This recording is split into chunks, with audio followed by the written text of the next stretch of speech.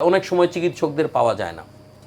কথাটা যে সবসময় অমূলক সেটা নয়, কথা ঠিক আছে, আবার সবসময় যে কথাটা সত্যি সেটাও ঠিক নয়। ডাক্তাররা অনেক সময় রোস্টার ডিউটি করে, অতএব আমাকে আমার রোস্টারের বাইরে যদি একজন চিকিৎসককে আমি খুঁজতে যাই তাকে আমি পাবো না, সে আরেকজন তার জায়গায় আরেকজন রিপ্লেস দায়িত্ব পালন করবে, এটা একটা ব্যাপার। আবার সেই পাশাপাশি আমরা এই জিনিসটাই চাচ্ছি বর্তমান সরকারের কাছে, যে যখন আপনি একজন ডাক্তারকে মানে পোস্টিং দিবেন, গ্রামে পাঠাবেন বা যে কোনো জায়গায় পাঠান না কেন, সে ওই লোকটারও তো ওই জায়গাটায় যে থাকতে হবে। অতএব আমি শুধুমাত্র একটা ডাক্তারকে একটা জায়গায় পাঠিয়ে দিলাম কিন্তু তার থাকার কোনো ব্যবস্থা নাই, এই জিনিসটা যদি না হয় তাহলে তো মুশকিল। অতএব এই জিনিসটাকেও আমাদের নজরে আনতে হবে যে ওই ডাক্তার সাহেবের একটা থাকার জায়গা লাগবে, সেই থাকার জায়গাটা তৈরি করবে কে? সরকার। সাহায্য করবে কে? আমার ইঞ্জিনিয়ার সাহেব। তো এই যে সমন্বিত সিস্টেমটা, এটা আমাদের প্রয়োজন।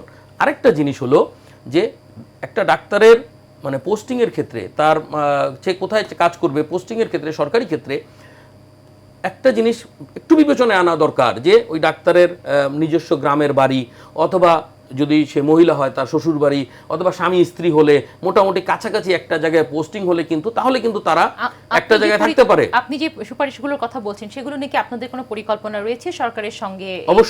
অবশ্যই আমরা ইতোমধ্যেই আমাদের সংগঠনের পক্ষ থেকে, ডক্টরস অ্যাসোসিয়েশন অফ বাংলাদেশ ড্যাব সংগঠনের পক্ষ থেকে আমরা মাননীয় স্বাস্থ্যমন্ত্রী এবং মাননীয় স্বাস্থ্য প্রতিমন্ত্রীর সাথে আমরা সাক্ষাৎ করেছি, এবং তৎকালীন সময়ে যিনি স্বাস্থ্য সচিব ছিলেন ওনার সাথেও আমরা সাক্ষাৎ করেছি, এবং এই ব্যাপারগুলো আমরা আলোচনা করেছি। এবং স্বাস্থ্য সচিব মহোদয় এবং ওনারাও কিন্তু নীতিগতভাবে মানে ওনারা কিন্তু নীতিগতভাবে একমত হয়েছেন যে হ্যাঁ, যদি আমরা এইভাবে চিন্তা করে দিতে পারি, একজন মহিলা এবং একজন স্বামী স্ত্রী দুইজনেই যদি সরকারি চাকরি করে থাকেন, তাহলে তাদের পোস্টিংটা যদি কাছাকাছি জায়গায় দেওয়া যায়, কারো বাপের বাড়ি বা কারো শ্বশুর বাড়ি, এইভাবে যদি মেনটেন করে দেওয়া যায়, তাহলে কিন্তু আপনি অ্যাভেলেবিলিটিটা আমার মনে হয় অনেক বেশি হবে। কারণ থাকার জায়গাটার একটা সংকুলান কিন্তু মানে এটা একটা অসুবিধা আছে ডাক্তারদের ক্ষেত্রে, আবাসন সংকট, তার অনেক জায়গাতেই কিন্তু থাকার ভালো ব্যবস্থা নেই।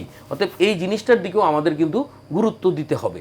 এবং পাশাপাশি যেমন আমার একটা প্রস্তাব আছে, এটা আমি উপযুক্ত প্ল্যাটফর্ম যদি আমি পাই আপনার মাধ্যমে আমি বলি যে আমাদের সরকার এমন একটা প্রস্তাব দিতে পারে, কারণ মানে বর্তমান প্রধানমন্ত্রীর যেই স্টেপগুলো উনি নিচ্ছেন, যেমন উনি একেবারে সকাল 9টার মধ্যে ওনার কর্মস্থলে উপস্থিত হচ্ছেন, ইটস ভেরি অ্যাপ্রিসিয়েটিং।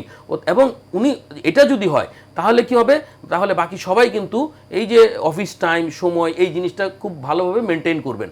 তা এটা যদি হয়, এই ধরনের এনকারেজিং হলে উনি যদি একটা ঘোষণা দেন মাননীয় স্বাস্থ্যমন্ত্রী মহোদয়ের মাধ্যমে, মাননীয় প্রধানমন্ত্রী যদি একটা ঘোষণা দেন যে সমস্ত চিকিৎসককে সপ্তাহে একদিন তার নির্দিষ্ট কর্ম ঘন্টার থেকে 1 ঘন্টা বেশি কাজ করবে, এটা যদি করে তাহলে দেখেন যে একটা জায়গায় একটা হাসপাতালে হয়তো একটা ছোট হসপিটালও 10 জন চিকিৎসক কাজ করছেন, তারা যদি যে কোনো একজন প্রতিদিন যদি 1 ঘন্টা তার বাড়তি পরিশ্রম উনি করেন, 1 ঘন্টা অফিস টাইমের বাইরে 1 ঘন্টা দেই, তাহলে কিন্তু দেখেন যে সপ্তাহে 7 দিনই কিন্তু কোনো না কোনো চিকিৎসক তার কর্ম ঘন্টার থেকে 1 দিন বেশি উনি কিন্তু সময় দিচ্ছেন। তো এই সুফলটা কে পাবে?